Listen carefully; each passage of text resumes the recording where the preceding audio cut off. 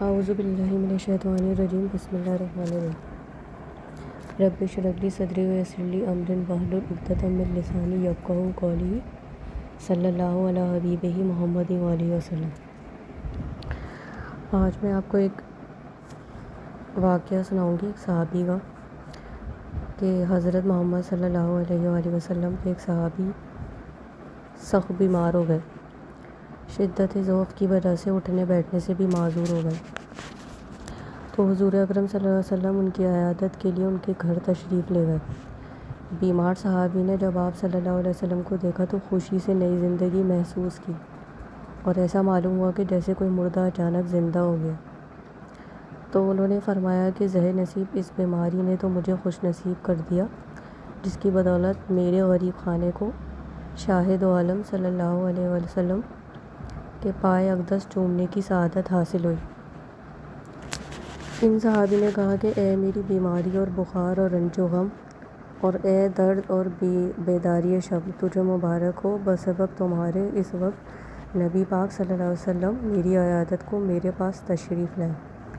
جب آپ صلی اللہ علیہ وسلم ان کی عیادت سے فارغ ہوئے تو آپ صلی اللہ علیہ وآلہ وسلم نے ارشاد فرمایا، تمہیں کچھ یاد ہے کہ تم نے حالت صحت میں کوئی نامناسب دعا مانگی ہو؟ انہوں نے کہا، مجھے کوئی یاد نہیں آتا کہ کیا دعا تھی۔ تھوڑے ہی وقفے کے بعد حضور اکرم صلی اللہ علیہ وسلم کی برکت سے ان کو وہ دعا یاد آ گئی۔ صحابی نے عرض کیا کہ میں نے اپنے اعمال کی کوتاہیوں اور خطاؤں کے پیش نظر یہ دعا کی تھی کہ اے اللہ تعالیٰ، وہ عذاب جو آخرت میں آپ دیں گے وہ مجھے اس عالم دنیا میں دے دیں، تاکہ عالم آخرت کے عذاب سے فارغ ہو جاؤں۔ یہ دعا میں نے بار بار مانگی، یہاں تک کہ میں بیمار ہو گیا، اور یہ نوبت آ گئی کہ مجھ کو ایسی شدید بیماری نے گھیر لیا کہ میری جان اس تکلیف سے بے آرام ہو گئی۔ حالت صحت میں میرے جو معمولات تھے، عبادت و ذکر الہی اور اوراد اور وظائف کرنے سے عاجز اور مجبور ہو گیا۔ برے بھلے اپنے بیگانے سب فراموش ہو گئے۔ اب اگر آپ صلی اللہ علیہ وسلم کا روئے اقدس نہ دیکھتا تو بس میرا کام تمام ہو چکا تھا۔ آپ صلی اللہ علیہ وسلم کے لطف و کرم اور غمخواری نے مجھ کو دوبارہ زندہ کر دیا۔ اس مضمون دعا کو رسول اکرم صلی اللہ علیہ وسلم نے سن کر ناراضگی کا اظہار فرمایا اور منع فرمایا کہ آئندہ ایسی نامناسب دعا مت کرنا، کہ یہ آداب بندگی کے خلاف ہے کہ انسان اپنے مولا سے بلا و عذاب طلب کرے۔ انسان تو ایک کمزور چیونٹی کی مانند ہے، اس میں طاقت کہاں کہ آزمائش کا اتنا پہاڑ اٹھا سکے۔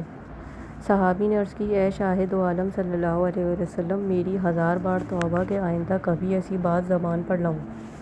حضور اکرم صلی اللہ علیہ وسلم، میرے ماں باپ آپ صلی اللہ علیہ وآلہ وسلم پر قربان، اب آئندہ کے لیے میری رہنمائی فرما دیں۔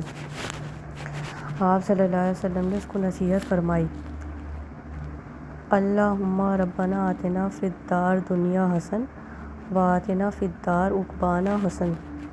اے اللہ، دنیا میں بھی ہمیں بھلائیاں عطا فرما اور آخرت میں بھی ہم کو بھلائیاں عطا فرما۔ خدا تمہاری مصیبت کے کانٹوں کو گلشن راحت میں تبدیل کر دے، آمین۔ اس درس کو سننے سے ہمیں پتہ چلتا ہے کہ خدا کی طرف سے عطا شدہ نعمتوں کی ناشکری کرنے سے اللہ تعالیٰ اور اس کا رسول صلی اللہ علیہ وسلم ناراض ہوتے ہیں۔ اور دوسرا ہمیں سبق یہ ملتا ہے کہ نامناسب دعا آداب بندگی کے خلاف ہے۔ تو ہمیں اس واقعے سے پتہ چلتا ہے کہ ایک تو ہمیں جو ملا ہوا ہے اس کی ناشکری نہیں کرنی چاہیے، اور یہ آداب بندگی کے بھی خلاف ہے۔